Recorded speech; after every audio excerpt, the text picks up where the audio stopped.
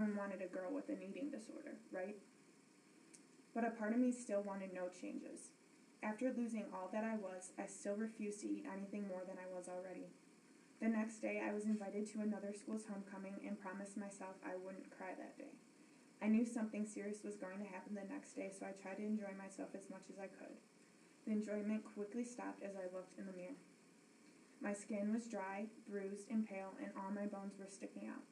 I was nothing but bones, but to my eating disorder, it was the biggest accomplishment, even though my hair was falling out as I was styling it. I knew that I was very ill at this point, because I couldn't even feel beautiful on homecoming like everyone else does. Although my dress was falling off, to my eating disorder, it was not enough. I was so cold, and everyone was like, "V, you have goosebumps." I was so embarrassed and so self-conscious in my dress, and I realized that being thin didn't get me anywhere besides feeling worse about myself, but I still was afraid to change. I felt like this was all a dream, and I felt like I was falling every time I stepped because I was so dizzy. It hurt to smile because my muscles were so weak. I tried to enjoy myself at that homecoming, knowing the next day my life would change forever. I tried to eat what I thought was appropriate during the dance, hoping things wouldn't be that bad the next day, but even then, it wasn't enough. I was admitted to the hospital the next morning because my heart rate was so low and I was so malnourished. My heart rate, being the most life-threatening thing, was at a 24 and going down to a 17 while I was asleep. I was almost dead, although I still wasn't thin enough to my eating disorder. The only thing I worried about was gaining weight, and being one of the most important things of this process made it so hard. Not even realizing that I was on my deathbed, I still didn't want to cooperate, but I had to in order to survive. I cried in the hospital most of the time, but still wouldn't believe how serious this all was. The hardest thing I had to do was send a text to my volleyball team explaining it and emailing the colleges that I wouldn't be able to play the rest of the year. Seeing my dream of playing college volleyball go down the drain because of this made me so upset. I could do nothing about it but be patient and be forced to eat. The control of my eating was immediately taken away, and I was forced to eat some very hard foods to me, but I had to do this in order to live. After a week in the hospital and getting my heart rate a little better with every bite, I was sent home. I was diagnosed with anorexia nervosa, immediately sent to day treatment at the Cleveland Center of Eating Disorder, and was on bed rest for many weeks. My drive-in privileges were taken away, and I spent my days itching to get healthy again. Although sometimes I missed my eating disorder. Even after all of this, a part of me still wanted to stay thin. I missed out on my junior year of volleyball, homecoming, and all football games, and a ton of school. At the time, I hated it, but going to the Cleveland Center of Eating Disorders was the most beneficial thing ever throughout my journey.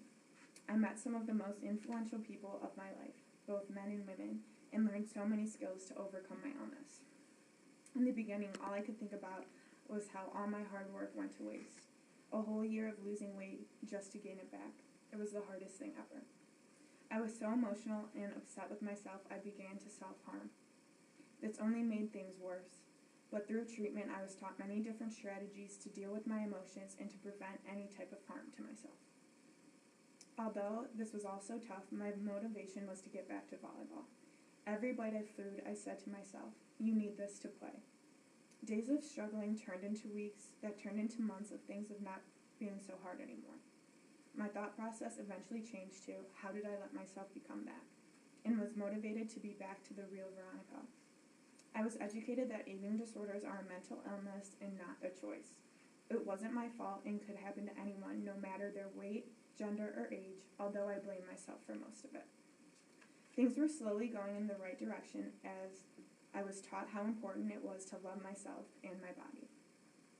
All of our bodies love us so much by doing all it can to keep us alive, and we all need to learn to love it back no matter the size.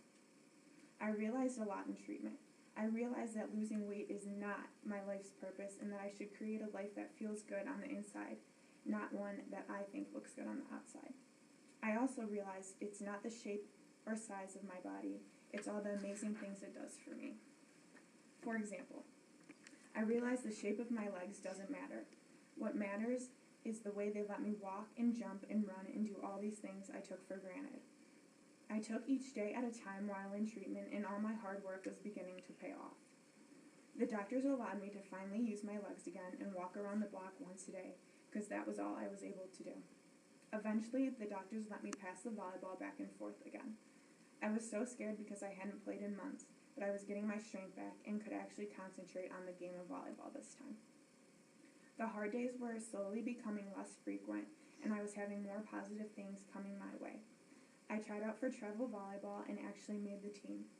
Because I hadn't played in so long, I was very rusty to say the least, but my coaches and teammates were willing to work with me. Even though I was so self-conscious of how I looked while playing, I kept telling myself, this is how I am made. I am healthy now, and there is no changing it.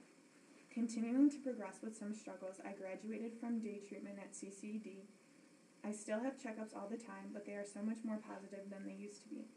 A couple weeks ago, my doctor said, wow, this is not the heart I listened to at the hospital. And to me, it wasn't just my heart.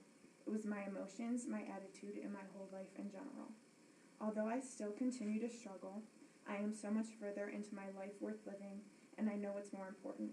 I now know how important fueling your body is and how unimportant the size of it is. It is not the shape of the person, but the volume of the soul it carries that is most important. I also learned that everyone deserves food. There's even a law for people in prison to receive food because it is a basic need, and you do not need to earn it. During this time, I had a ton of support. In one quote I will never forget from one of my friends while I was struggling with bad body image is, it's not the size of the jeans that matter, it's the person in them. You can always get a new pair of jeans, but you can never get a new you. And that is exactly right.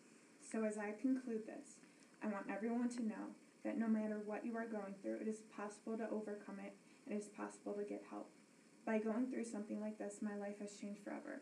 I am a stronger person with a current heart rate of 78, learning how to live, and I'm also getting back to the sport I love with even more interests by colleges.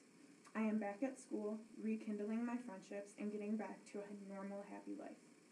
Even though I still struggle and will probably for the rest of my life, I can now see the beauty of life and will not let this disease beat me anymore, and will try my best to not let it affect anyone else. I want to be an inspiration to anyone who is struggling with something, eating disordered or not.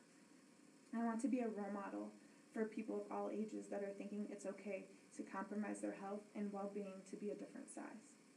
I also wanted to take the time during this to thank every single person who has supported me, especially the coaches and every single teammate.